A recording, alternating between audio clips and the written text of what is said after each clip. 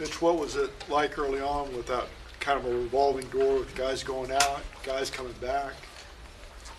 Yeah, I always hate when we have more than 2 days off in the season. I think it messes up your rhythm, and it just, I don't know, doesn't seem like there's a place for it. I cannot think of a better time than right now. It's just one of those things. Victor, Zach, Keldon, obviously Victor came back, but it was a character win. We had a lot of guys that have been in and out, and they pulled together, but it was tough there for a moment. Did his back tighten up early in the game? Did he need some treatment? I think he fell one time, I think. I'm not sure exactly. I mean, I'm sure the back was involved, but I don't know exactly what went on. I just know he was back here trying to make sure it was right, and obviously it was enough that he came back to finish the game. Did you see what happened to Keldon? It looked like it might have been contact. They thought it might have been a cramp, and then it was maybe his calf, so I don't know much more, but I don't think it was too serious, but I don't know the details. And Zach, a pretty scary fall. Yeah. I think it's, again, just a really hard fall. It's going to be really, really sore, so we'll take these next whatever many days we have. With Zach leaving so early, can you talk about what Charles was able to do in his place and now that he's healthy and getting these minutes? He played the role that we need him to in terms of energy, activity, physicality, athleticism, and when he does that, the basketball finds him and he makes plays on both ends. Do you have any sort of feeling about being in the building when Chris passes Jason Kidd for second all time? I was waiting to be asked about that. So much happened tonight. Yeah, well, that is the thing that stakes out to me. You pass Magic Johnson, Jason Kidd, one of the records that I think a lot of people say may not get past or get to, and you see this guy over 12,000 assists. The teams he's done it on, the way he's done it, the way his game's evolved, his presence on the court, what he does, dictating and manipulating games, making people better. It's one of a kind. We are witnessing greatness, and a lot of us have competed against him. We've all watched him, and to be able to experience it firsthand is a privilege. And he's still doing it at a high level, and we are grateful for that. And he deserves all the praise and attention that comes with that, because it's a hell of an honor. Mitch, I think the last assist he had tonight was the one that he gave to Victor at the top of the key there for that three. Did you have any doubt that was going in?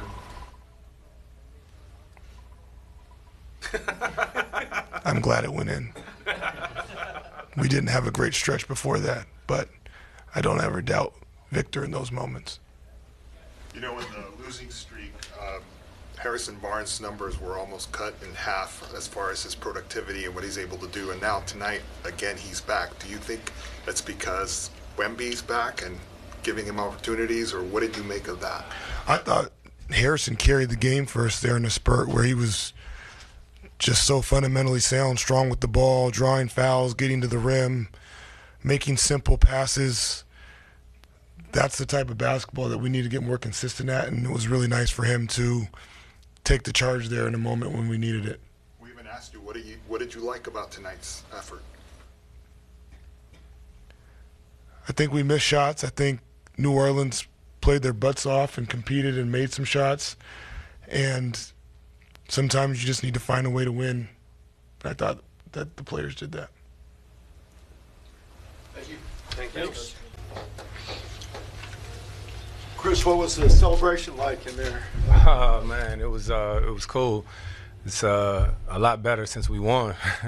You know what I mean? Given the fashion that we won, but yeah, man, it was really cool. The guys, they gave me a memorable gift, not only a win, but a ball and a big picture with all the teams that I done played with, but more so all the guys that I've assisted in my career. And I definitely wasn't expecting that. Do you think that milestone assist would come to a 7'4" center shooting? Man, Vic had been out a few games. He came back just in time. I think it's been really cool to be a part of his journey. You know what I mean? I've had an opportunity to be a part of a lot of great players' journey in my career, and to be here with Vic and to be connected to him in that way has been pretty cool. Chris, what was your first or maybe most memorable interaction with J. Kidd? With J. Kidd, man, probably we got to be teammates together on the 2008 Olympic team. Actually, right after that playoff series when I was in New Orleans and he was in Dallas. He got his 100th triple-double against me in Dallas. It was the last game of the season that same year. Played against J. Kidd when he was in New Jersey. You know, so it was always really cool playing against those guys. I mean, the NBA was a little different then. It wasn't like 3-and-D guys. I had to guard these 6, 7-point guards. You know what I mean? So J. Kidd, along with a lot of greats, taught me a lot. Sure that, as much as the number makes this sort of sink in a way to know that you caught that guy or passed that guy. Yeah, just mean I done played a long time, you know, but J. Kidd did too, you know, and that's what I appreciated. I don't think people realize, you know, the longer you play in this league, the longer you pay attention to the guys who had longevity.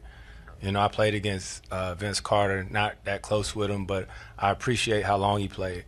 I appreciate how long Bron has played. I appreciate Kyle Lowry, all the guys, you know what I mean, that suit up and keep going. Al Horford, J. Kidd, all those guys. So definitely, you know, grateful to still be here.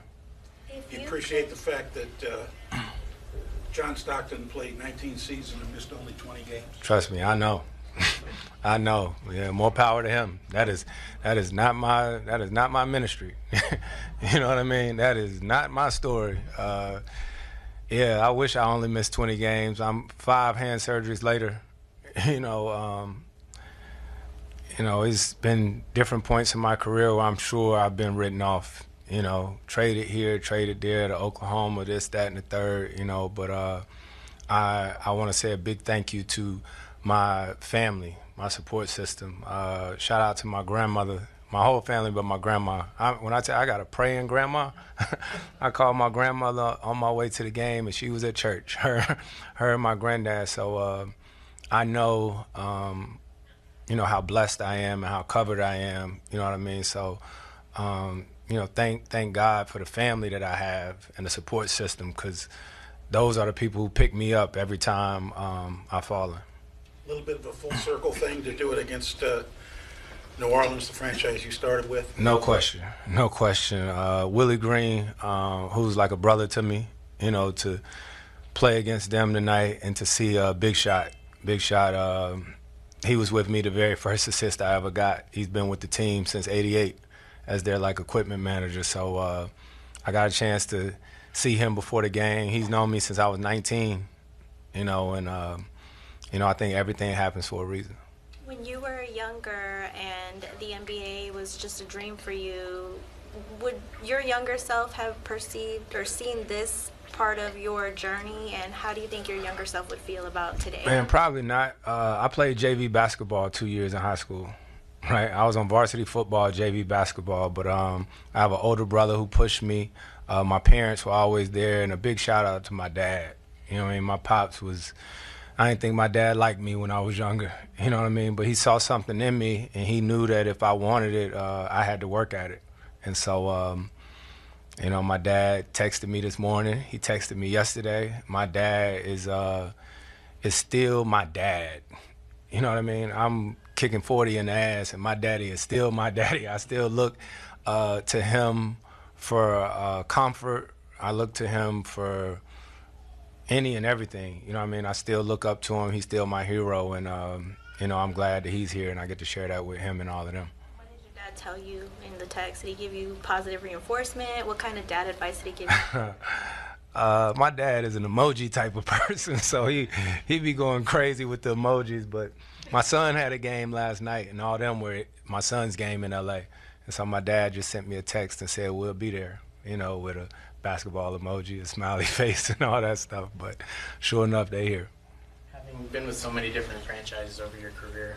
What did it mean to get that milestone tonight, see the tribute video, and have a new fan base kind of cheering you on tonight? Man, grateful. Like I said, I've been in a few playoff series here against the Spurs, and so, when we go play on the road, there's a lot of boos that come my way, for changing teams and playing in the playoffs. But San Antonio has been nothing short of amazing. The fans have been amazing, the staff, the team. You hear all these stories about, San Antonio, the Spurs are a first-class organization. So to get an opportunity to experience and witness it, just gratitude. You talk about the longevity with guys like Jason Kidd. You brought up LeBron. Mitch was saying he just marveled at the way you've evolved over the years. What, in your mind, has been the most, I guess, critical element of your evolution that's given you the kind of longevity that you've had? I think the ability to adapt. Russell Westbrook is a really good friend of mine, and we talked about, changing the way that you play, right? In changing teams, I sort of had to evolve my game. You go from being the man to having the ball in your hands the whole time. I've had the opportunity to play with a lot of greats. I went to Houston and played with James, played with Devin. Last year I played with Steph and Dre and Clay and all those guys. So just being willing to learn, to learn and adjust and adapt to the way the league's going. So. Do you have any idea how much longer you would like to play the game? No, I don't know. I'm constantly talking about it. I love it. I love it more than anything. I just love hooping, but I love my family too. And I know I missed a lot. So right now I'm gonna just keep hooping, and figure it out as I go.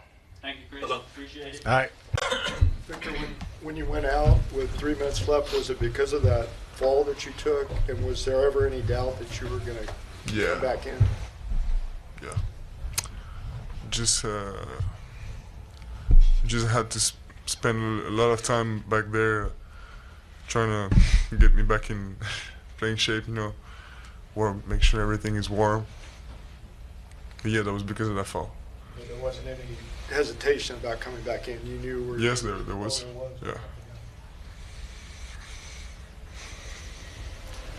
What did you see on that clutch three-pointer? Put you guys up by one late. I think missing one before really got me. It how do you say? It really allowed me to fix it later. So I thought it was a time where I needed to take the ball and do something. Victor, there's a lot of old people in here who know a little bit about how tricky lower back injuries can be. Does that worry you at all that this might stick around? No.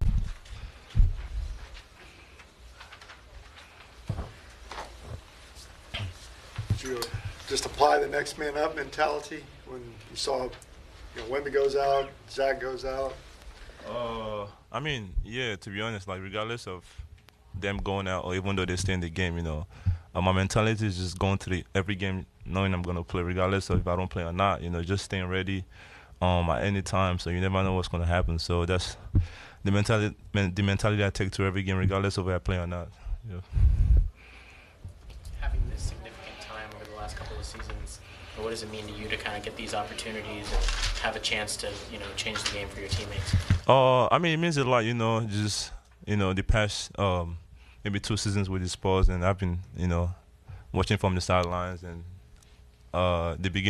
towards the end of the season and middle of the season. So just this year, I've just, focused more on my body, just making sure I'm healthy this year and just doing everything they told me to do, the trainers, the staff, and watching a lot of films with them, either I play or not, and just doing everything I got to do so I make sure I'm ready every game, play or not.